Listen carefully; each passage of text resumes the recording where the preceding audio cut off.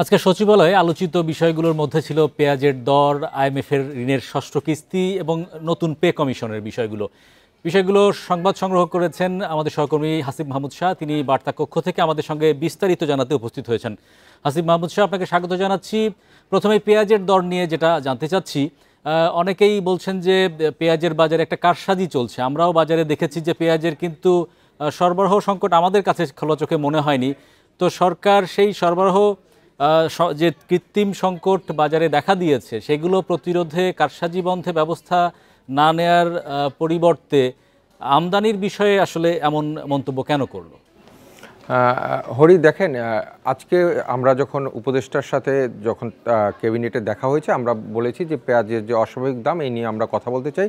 উনি পরবর্তীতে ওনার মন্ত্রণালয় কমার্স মিনিস্ট্রির সাংবাদিকদের ডাকেন, আমরা সরাসরি তার কাছে প্রশ্নে চলে যাই যে পেঁয়াজের বিষয়টা নিয়ে আসলে সরকারের কী ভাবনা। উনি প্রথমত বলতে চাচ্ছেন যে এই যে পেঁয়াজের দাম, সেক্ষেত্রে আমাদের সরকারের মানে কৃষকরা বাম্পার ফলন করলেও সরকার আসলে সেইটার যে সুফল হয়তো যেমন হাইফ্লো মেশিনে পেঁয়াজগুলোকে সংরক্ষণ করার কারণে কিছুটা কমে গিয়েছে, আবার হাইফ্লো মেশিন ব্যবহার করার কারণে কৃষকদের খরচ বেড়েছে, এবং এই যে দীর্ঘদিন নতুন যে মুড়ি কাটা পেঁয়াজটা আসতেছে সেটা আসতে কিছুটা সময় লাগতেছে।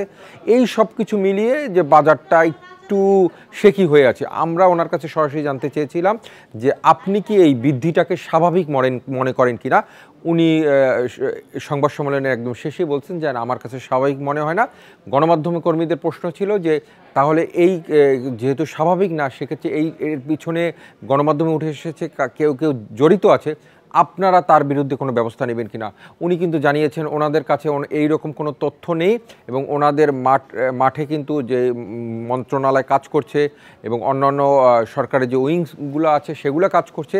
সেক্ষেত্রে উনি যে আসলে এটা একটা কারসাজি হয়েছে এটি মানতেও নারাজ। একই সাথে যে এর যে দাম বৃদ্ধি সেটাকে উনি স্বাভাবিকও বলছেন না, এটা অস্বাভাবিকই দাবি করছেন। তবে উনি আশা প্রকাশ করছেন যদি এই বৃদ্ধি বা এই যে দাম বাড়াটার যদি এই যে জায়গায় আছে সেটি যদি একই জায়গায় থাকে, 4-5 দিন উনি সময় নিয়েছেন, সেক্ষেত্রে উনি বলছেন যে আমরা তাহলে 4-5 দিন পরেই একসাথে মানে 2800-র মতো আবেদন রয়েছে যে পেঁয়াজ আমদানির করার জন্য, সেই আমদানির দিকে যাবে। তবে সরকার চাচ্ছে যে কিশোর যেন এইবার পেঁয়াজে কিছুটা লাভবান হয়, সেই জন্য ওনারা আসলে আমদানির দিকে যেতে চাচ্ছেন না, কিন্তু পরিস্থিতি 4-5 দিনের মধ্যে ওনারা সিদ্ধান্ত নেবেন। হাসিব মাহমুদ শাহ, আমরা জানতে পেরেছি যে আইএমএফের একটি প্রতিনিধি দল বাংলাদেশ সফর করছে এবং সেই প্রতিনিধি দলের সাথে অর্থ উপদেষ্টার বৈঠক হয়েছে, বিভিন্ন সরকারি সংস্থারও বৈঠক হয়েছে। তো আগামীতে ষষ্ঠ যে ঋণের কিস্তি পাওয়ার বিষয়ে সরকার কতটা আশাবাদী? এই সরকারের মেয়াদ যদি ফেব্রুয়ারিতে নির্বাচন হয়, আরও 3-4 মাস মেয়াদ রয়েছে। এই মেয়াদের মধ্যে আসলে কেন সেই ষষ্ঠ কিস্তির ঋণ পাওয়া যাবে না বলে মানে এমন একটা আভাস পাওয়া গেছে অর্থ উপদেষ্টার বৈঠক?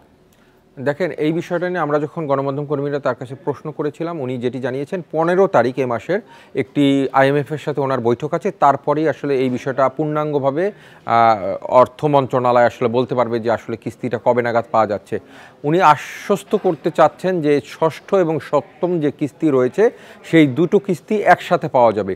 না পাওয়ার ক্ষেত্রে যে বাধাগুলো ওনারা দেখছেন সেটি হলো যে আমাদের এনবিআর দীর্ঘদিন একটা অচল অবস্থা ছিল, এবং সেই প্রেক্ষাপটে 2 মাসের মতো, যার কারণে ঠিকমতো আমাদের যে ট্যাক্স সেটা কালেকশন হয়নি, এবং এই বিষয়গুলোকে আইএমএফ জোর দিয়েছেন। পাশাপাশি আমাদের যে ইনকাম ট্যাক্স দেওয়ার যে প্রবণতা সেই হারটাও খুব কম, মানুষ ইনকাম ট্যাক্স দিতে চায় না। উনি সেই বিষয়টাকে বলেছেন যে মানুষ স্বেচ্ছায় মানে ট্যাক্সটা দিতে চায় না, সেই বিষয়গুলোও আইএমএফ এর যে কথা সেগুলো উঠে এসেছে। তবে উনি আশা করছেন যে আগামী নতুন যে সরকার আসবে এবং ওনারা যে কাজ করে যাচ্ছেন সেই প্রেক্ষাপটে নতুন সরকার আসলে ষষ্ঠ এবং সপ্তম কিস্তি দুটো একসাথে পাওয়া যাবে, এবং পাশাপাশি 15 তারিখের পর হয়তোবা সরকারের পক্ষ থেকে বলা যাবে যে আসলে এই কিস্তিগুলো আসলে ষষ্ঠ এবং সপ্তম কিস্তি কবে নাগাদ পাওয়া যাবে, এবং আমাদের পক্ষ থেকে আর কি করার রয়েছে। একই সাথে উনি আরেকটি বিষয় বলেছেন যে আমাদের যে ব্যাংকিং সিস্টেম সেই সিস্টেমের ক্ষেত্রেও কিছু দিক নির্দেশনা ছিল আইএমএফের, সেগুলোও তারা কিন্তু অনেকটা সংস্কার করেছে, বাকিগুলো প্রক্রিয়াধীন আছে। আশা করছেন যে এটি দ্রুতই নিরসন হবে।